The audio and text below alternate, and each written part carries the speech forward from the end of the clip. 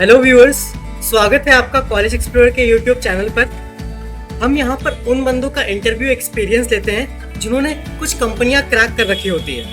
तो आज इसी क्रम की हम शुरुआत करने जा रहे हैं और हमारे साथ मौजूद है मयंक भैया जिन्होंने नोकिया क्रैक कर रखी है। तो आपका टाइम ज़्यादा ना लेते हुए हम सीधा उनकी तरफ बढ़ते हैं और उन्हीं से जानने की कोशिश करते हैं उनकी इस एक्सपीरियंस के बारे में, उनकी इस जर्नी के बारे में।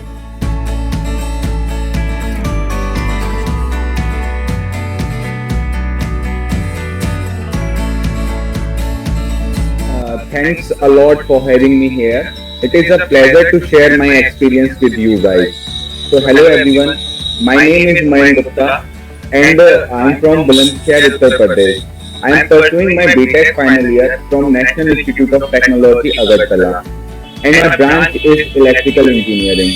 My aggregate pointer till 7th semester is 8.56 and I am placed in Nokia as a graduate engineer trainee. And my joining location is Noida. Bhaia, can you share something like how was the entire selection procedure of the company? So in particular Nokia, there were total 5 rounds. So I will elaborate round by round. तो जो पहला round था वो था online round जो कि empty platform है उस पर हुआ था। तो वो रिटन राउंड था वो टोटल 5 सेगमेंट में डिवाइड था। फर्स्ट क्वांटिटेटिव यानी मैथ वाले question, second logical reasoning, third verbal comprehension and third technical MCQ जिसमें से कि data structure, C++, DBMS और उससे ये सब क्वेश्चन थे। and then fifth part was 2 coding question। तो उसमें 2 कोडिंग क्वेश्चन थे जिसको हमको 45 मिनट में करना था और वो 2 coding question I still remember कि फर्स्ट तो एक बहुत ही बेसिक सा क्वेश्चन होता है जिसमें हमको पैटर्न प्रिंटिंग करना होता और जो मेरा सेकंड क्वेश्चन था वो थोड़ा मीडियम लेवल का था।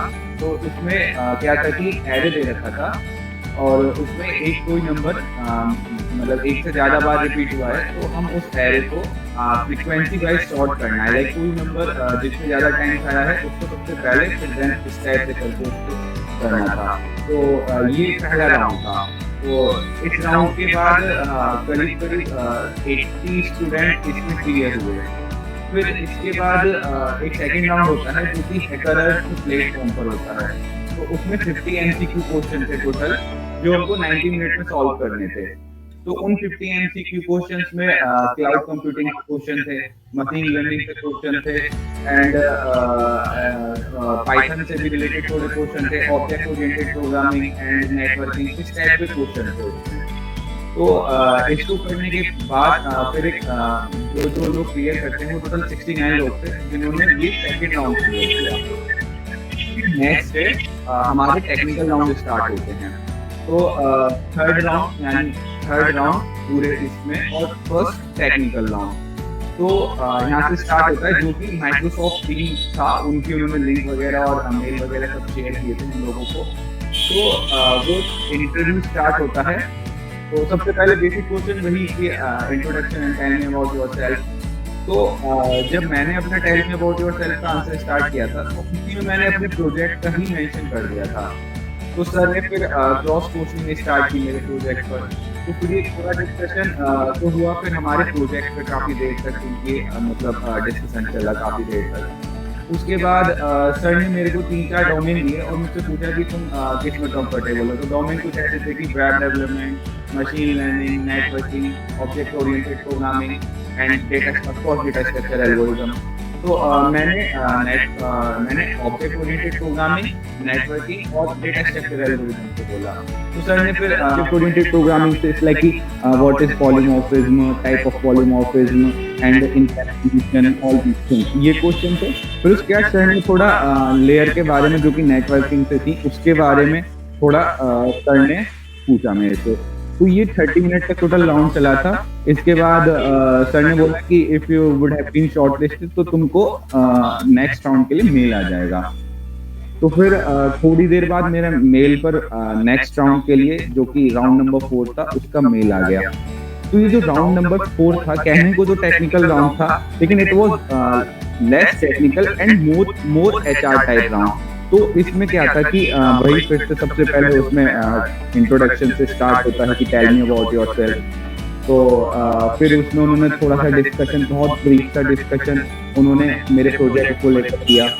फिर उसके बाद बाय नोकिया कि तुम नोकिया को क्यों ज्वाइन करना चाहते हो। तो इसके लिए मैं ये बोलूँगा कि जब भी हम किसी भी कंपनी के लिए इंटरव्यू की प्रिपरेशन करते हैं तो उससे एक दिन पहले हम उस कंपनी के लाइक हिस्ट्री थोड़ा बहुत, कि वो किस किस सेक्टर में प्रेजेंट टाइम में काम कर रही है और उसका जो भी सीईओ है या फिर इंडिया में कौन उसका हेड है, तो ये सारी चीज़ें हम यदि लाइक मैम याद कर लेते हैं तो वो प्लस पॉइंट हो जाता है कहीं ना कहीं। तो फिर उसके बाद उन्होंने वाई नोकिया के बाद अगला क्वेश्चन मेरे से पूछा कि why do you want to join Nokia. तो उन्होंने बोला कि तुमको यहाँ पे नेटवर्किंग और टेलीकम्युनिकेशन सेक्टर में काम करना होगा। तो वो सर बहुत फ्रेंडली थे, लाइक उन्होंने अपने आप से मेरे को चीजें बताई। वो मतलब it was less technical and more HR type of round. तो इसमें सर ने फिर मेरे से पूछा कि तुमको कुछ पूछना है। तो मतलब यहाँ पे मैं बोलूंगा कि लाइक मोस्ट कहते हैं कि नो डाउट। तो मैंने मतलब पढ़ लिया था थोड़ा नोकिया के इंटरव्यू एक्सपीरियंस में कि थोड़ा मतलब लाइक अच्छे से तुमको दिखना है, हाँ कि हमको मतलब कोई प्रॉब्लम नहीं है, हम डर नहीं रहे हैं, ठीक है ना। बहुत फ्रेंकली बात करते हैं तुमसे वो इंटरव्यूअर जो भी होते हैं। तो मैंने ऐसे ही पूछ लिया कि सर जो जॉब प्रोफाइल है इसमें क्या है चीज़ें, और प्रेजेंट सिनेरियो में नोकिया किस किस प्रोजेक्ट पर काम कर रही है, ये सारी चीज़ें थी। तो फिर उसके बाद मतलब लोग सेलेक्टेड होते जा रहे थे। तो फिर लास्ट में 5th राउंड जो कि था एचआर राउंड, तो उसके लिए एचआर राउंड के लिए भी थोड़ी देर बाद मेरे को मेल आ गया। तो एचआर राउंड मैम ने लिया था एक। तो फर्स्ट क्वेश्चन वही जो नॉर्मली सबका होता है कि टेल मी अबाउट योरसेल्फ। फिर मैडम ने मेरे फैमिली के बारे में पूछा। फिर हॉबीज पे थोड़ा बहुत डिस्कशन हुआ। फिर वही स्ट्रेंथ एंड वीकनेस। तो और फिर मैडम ने मेरे से ये पूछा कि any other offer from like कोई सी कंपनी से तुम्हारे, किसी और कंपनी से तुम्हारे पास ऑफर है। तो उस टाइम मतलब जो नोकिया आई थी वो मतलब उससे नोकिया से पहले ज़्यादा कंपनी नहीं आई थी। तो मेरे पास किसी का भी कोई भी ऑफर नहीं था। तो पहले प्रोजेक्ट्स और इंटर्नशिप ये दोनों हमारे रिज्यूमे को कैसे इम्पैक्टफुल और पावरफुल बनाती है, इसके बारे में आप क्या कुछ बताना चाहेंगे? मेरे केस में तो प्रोजेक्ट में बहुत ही इंपॉर्टेंट रोल प्ले किया था, क्योंकि मेरे पास ऐसा कोई इंटर्नशिप था नहीं। हालांकि मैंने एक अपना ट्रेनिंग किया था, वो बेसिकली वो रिलेटेड था मेरे कोर सब्जेक्ट से। तो मेरे पास ऐसा कोई इंटर्नशिप था नहीं, तो मैंने उसको रेज्यूमे में मेंशन नहीं किया। तो फिर मेरे को रेज्यूमे में अपने प्रोजेक्ट मेंशन करने पड़े। तो जो डिस्कशन था कि जैसे मैंने अभी अपने एक्सपीरियंस में बताया कि क्या क्या चीज़ें होती थी, तो उसमें मेरा मतलब बहुत अच्छे खासे हद तक जो डिस्कशन हुआ वो प्रोजेक्ट पर हुआ।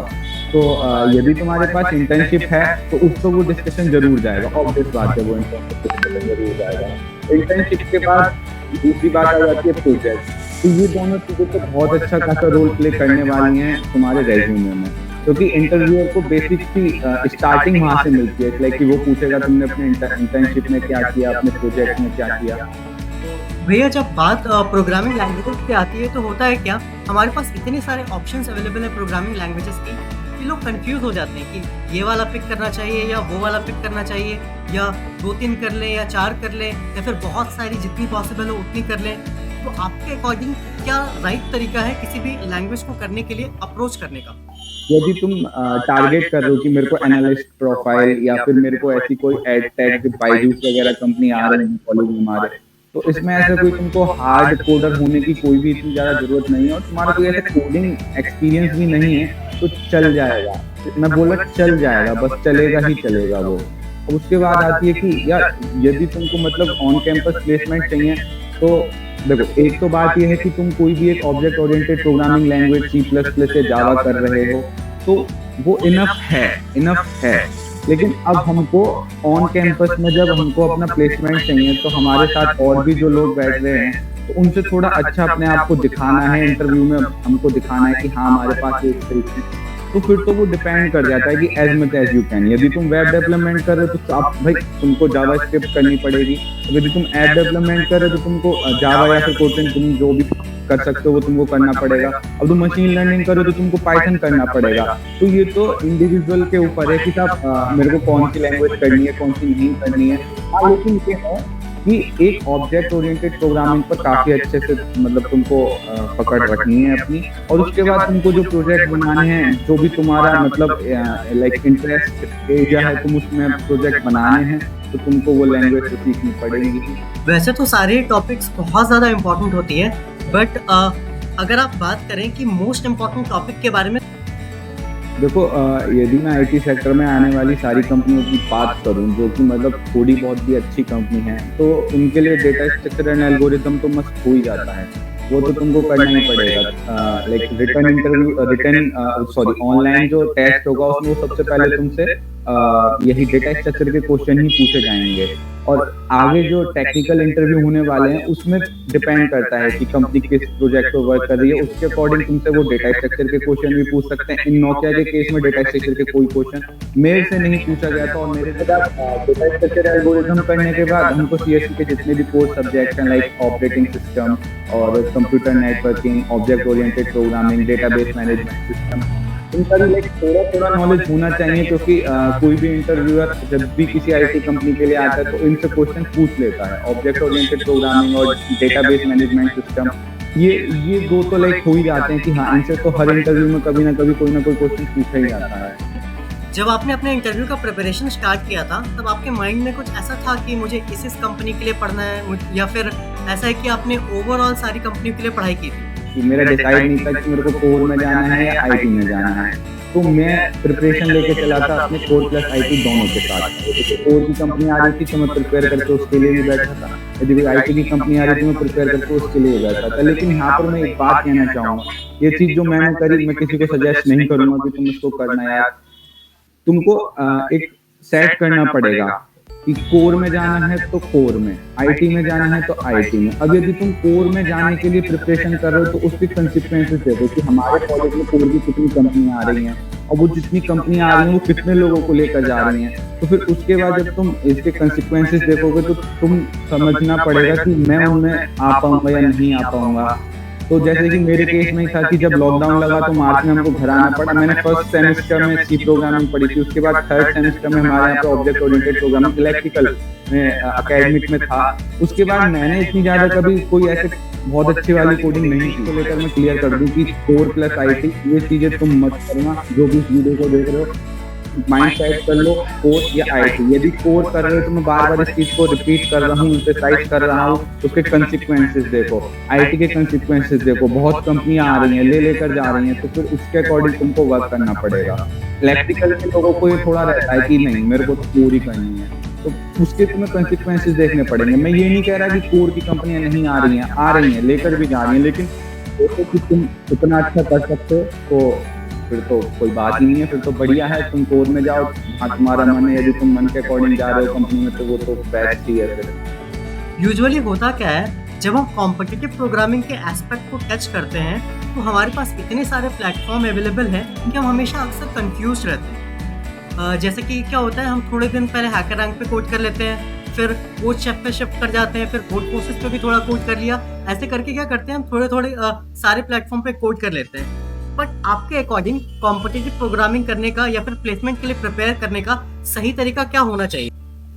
देखो सबसे पहली बात कि मैं ना तो किसी भी कोडिंग प्लेटफॉर्म पे 5 स्टार 6 स्टार और एक्सपर्ट हूँ, लेकिन हाँ मैं कुछ सीनियर हैं और कुछ जूनियर हैं जिनके कांटेक्ट में हूँ, वो बहुत अच्छा कॉम्पिटिटिव प्रोग्रामिंग कर रहे हैं। तो उनसे बात करके जो एक्सपीरियंस मतलब मेरे को चीज़ें लगती हैं मैं बताता हूँ कि कॉम्पिटिटिव प्रोग्रामिंग और इंटरव्यू में पूछे जाने वाली चीज़, इनमें थोड़ा स्लाइटली डिफरेंस है। तो तुमसे लाइक इंटरव्यू में जो चीज़ें पूछी जाएंगी वो mostly data structure and algorithm के क्वेश्चन होंगे, जो कि गीक फॉर गीक और लीड कोड से उठकर आएंगे। कॉम्पिटिटिव कोडिंग वही, यदि तुमको अपने ब्रेन को ट्रेन करना है तो उसके लिए कॉम्पिटिटिव कोडिंग बेस्ट है। अब कॉम्पिटिटिव कोडिंग की स्टार्ट कहाँ से करें, तो देखो मेरा क्या था, मैंने तो गीक फॉर गीक और लीड कोड के सवाल किए थे। मैं मतलब मैंने कोड फोर्स या कोड सेफ नहीं किया था, टू बी ऑनेस्ट। मैंने गीक फॉर गीक और लीड कोड के जितने भी थे मतलब सवाल, जितने भी वहाँ पे प्रॉब्लम्स वगैरह थी वो वहाँ पे मैंने की थी। अब लेकिन हाँ, गीक फॉर गीक और लीड कोड ये दो प्लेटफॉर्म मैं मतलब बिल्कुल इनको सजेस्ट करता हूँ, इनको रिकमेंड करता हूँ कि गीक फॉर गीक और लीड कोड तुम करो, अच्छे से करो। वही ये कि गीक फॉर गीक तो लीड कोड वाले जो प्रॉब्लम्स हैं वही तुमसे इंटरव्यू में सीधे सीधे उठाकर पूछी जा रही हैं। जब लोग अपना रिज्यूमे बिल्ड करने की कोशिश करते हैं तो लोग अक्सर कंफ्यूज हो जाते हैं। तो जब आप अपना रिज्यूमे फ्रेम कर रहे थे, तो आपने क्या-क्या प्रॉब्लम फेस करी थी?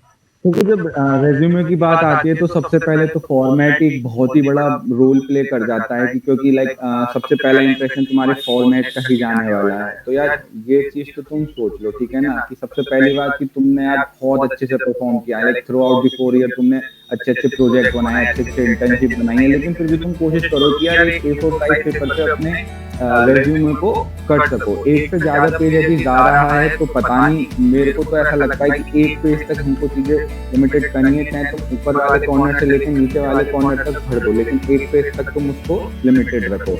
उसके बाद दूसरी चीज आती है सीवी, कंट्रोल+C और कंट्रोल+V भाई बिल्कुल नहीं करना है, ठीक है ना। रेज्यूमे में तुमने प्रोजेक्ट मेंशन किए हैं, दो चीजें, एक तो अपना लिंक्डइन प्रोफाइल, उसमें उसका लिंक जरूर मेंशन करो। गिटहब पर तुम्हारा जो भी तुमने प्रोजेक्ट वगैरह बनाए हैं उसकी रिपोजिटरी बना रखी है, तो उसको तुम अपने प्रोजेक्ट के नीचे मेंशन करो। गिटहब की जो लिंक है, तो उससे क्या है ना कि एक जेन्युइनिटी बनी रहती है कि हाँ इसने परफॉर्म किया है, अपने गिटहब की प्रोफाइल की लिंक भी दे रखी है, तो कहीं ना कहीं एक पॉजिटिव इंप्रेशन जाता है रिक्रूटर के ऊपर। तो रिज्यूमे के लोग यही सारी चीजें हैं, और फॉर्मेट इस तरीके से तुमको डिसाइड करना है कि जो तुम्हारे एक पेज में सारी चीजें लिमिटेड हो जाएं। अच्छा, आपके इंटरव्यू के टाइम पे ऐसा कुछ हुआ था जैसे कि आपने कोई चीज़ एक्सपेक्ट ना करी हो और आपसे एकदम से पूछ ली गई हो? तो जो मेरा फोर्थ राउंड था, जो कि सेकंड टेक्निकल राउंड भी था, जो कि लेस टेक्निकल और मोर एचआर राउंड था, तो उसमें थोड़े पजल भी पूछ रहे थे। तो गीक्स वाले पजल तो मैंने पहले से वो पढ़ के रख रखे थे, लेकिन बात करते करते सिचुएशन कुछ ऐसी क्रिएट हुई कि सर ने क्वेश्चन पूछा कि यदि तुम्हारे सीनियर तुमको बोलते हैं कि तुमको एलिफेंट को एक हाथ से उठाना है, क्या करोगे। तो इस टाइप का क्वेश्चन टू बी ऑनेस्ट मैंने तो पहले कभी नहीं पढ़ा था कि इसका रिप्लाई कैसे देना है या क्या इसका एक सेटिस्फैक्टरी आंसर हो सकता है। तो मैंने 5 सेकंड कुछ ना कुछ सोचा, तो सडनली मैंने बोला कि yes sir I will do it. तो उन्होंने बोला कि कैसे करोगे तुम इसको। तो I replied sir I will do it because you didn't mention whether it is a photo of elephant और it is a real elephant. If it is a photo of elephant I will surely lift it by my one hand. तो sir थोड़ा इस answer से मेरे impress दिखे। College viva versus the placement process which seem to tougher I would say कि interview experience would be tougher, क्योंकि यार उसमें ना होता है कि यार तुम प्रिपेयर कर रहे हो अच्छे से, तुमने रिटन राउंड क्लियर किया, उसके बाद तुम इंटरव्यू राउंड में बैठे हो, तो वहाँ पे कुछ चीजें ऐसी हो जाती हैं कि तुम्हारे लिए कहीं ना कहीं डू एंड डाई सिचुएशन हो जाती है। उसमें ये रहता है कि यार यदि इसमें मेरा नहीं हुआ, back of the mind question रहता है कि इसमें यदि मेरा नहीं हुआ तो मुझे अगली कंपनी के लिए फिर से स्टार्टिंग से स्टार्ट करना पड़ेगा। ये सारी चीजें रहती हैं कॉलेज लाइफ में। तो यदि तुम अच्छे से परफॉर्म नहीं भी कर पाते तो नेक्स्ट टू नेक्स्ट क्या हो सकता है भाई, डी दे देगा, इससे ज्यादा तो शायद ही कुछ करेंगे ना। तो मैं तो कहूंगा कि इंटरव्यू एक्सपीरियंस के लिए थोड़ा इंटरव्यू जो भी होता है इंटरव्यू, उसके लिए थोड़ा एफर्ट भी ज्यादा डालने पड़ते हैं, और कहीं ना कहीं वो थोड़ा सा टफ भी होता। What is your piece of advice for our freshers? Piece of advice मेरी तरफ से फ्रेशर्स के लिए क्या होगी, हालांकि इतना लोग इसको कंसीडर नहीं करेंगे, उनको वही करेंगे जो उनको मन करेगा, लेकिन फिर मैं बता दूं कि यार तुम्हें ना अपने गोल सेट कर लो। हर किसी का कोई ना कोई अपना एक गोल सेट कर लो। अब जब मैं गोल की बात कर रहा हूँ ना, तो ऐसा तो गोल बिल्कुल सेट मत करना कि भैया लाइक फाइनल ईयर के बाद 1 करोड़ का पैकेज लेना है, भैया फार्म में ही लेना है, उससे कम में बात ही नहीं चलेगी भैया। तो यार ये ना बहुत बड़ा गोल हो गया। मैं कह रहा कि तुम एक शॉर्ट टर्म पे गोल बनाओ, जिसका लाइक टाइम पीरियड 6 मंथ हो या फिर 4-5, जितने भी तुम शॉर्ट टर्म गोल। मैं इस तरीके से काम करता था, तो मैं इसके लिए बता रहा हूँ कि शॉर्ट टर्म गोल वाला फंडा बहुत बढ़िया है।